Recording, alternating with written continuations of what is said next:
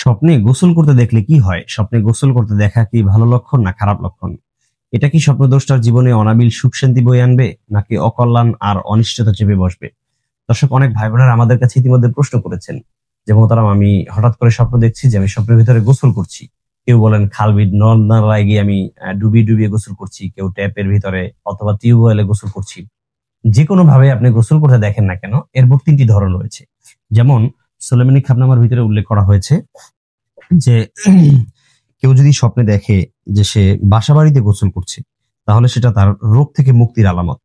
খুব ভালো একটি স্বপ্ন কিন্তু, যে আপনি গোসল করছেন আপনার বাসা বাড়িতে, সেটা ট্যাপে হোক, কলে হোক, অথবা পুকুরে হোক, যেখানে হোক, সেটা যদি আপনি নিজের বাসা বাড়িতে করতে দেখেন তাহলে সেটা কিন্তু রোগ মুক্তির আলামত।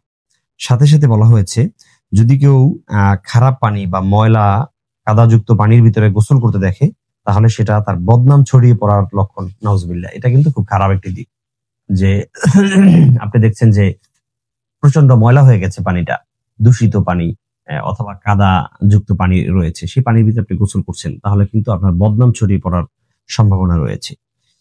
তৃতীয় আরেকটি ব্যাখ্যার কথা বলা হয়েছে যে স্বপ্নে যদি কেউ গোসল করতে দেখে খাল বিল নদী নালায়, তাহলে এর দ্বারা বোঝা যায় আল্লাহ তাআলা তার ছোটখাটো যে গুনাহ রয়েছে সেই গুনাহগুলোকে মাফ করানোর তৌফিক দান করবেন। এবং সেই গুনাহ মাফ হতে পারে বিভিন্ন মাধ্যমে, যেমন মানুষের সাথে ভালো ব্যবহারের মাধ্যমে, অতিরিক্ত দান সাদাকার মাধ্যমে, মুসাফাহার মাধ্যমে, পথের কাঁটা সরিয়ে দেওয়ার মাধ্যমে, নানাভাবে কিন্তু সাগীরা গুনাহ মাফ হয়। তো যদি আপনি খাল বিল নদ নালায় গোসল করতে দেখেন, তাহলে আপনার সাগীরা গুনাহ মাফ হবে। সাগীরা গুনাহ মাফ হবে কেবে? এই যে নিম্নোক্ত যে আমলগুলোর কথা বললাম, সেগুলোর কোনো একটা করার মাধ্যমে। হয়তোবা আপনি মানুষকে সালাম দিবেন, সেটার মাধ্যমে সাগীরা গুনাহ মাফ হবে। অথবা মুসাফা করবেন, এটার মাধ্যমে সাগীরা গুনাহ মাফ হবে। পথের কাঁটা সরিয়ে দিবেন, এটার মাধ্যমে হতে পারে। সাদাকার মাধ্যমে হতে পারে। সাগীরা গুনাহ মাফ হয় বিভিন্ন মাধ্যমে কিন্তু। এবং সাথে সাথে আল্লাহ সুবহানাহু ওয়া তাআলা কোরআনুল কারীমে বলেছেন, ইন্নাল হাসানাত ইউযহিবুনাস সাইয়্যাত।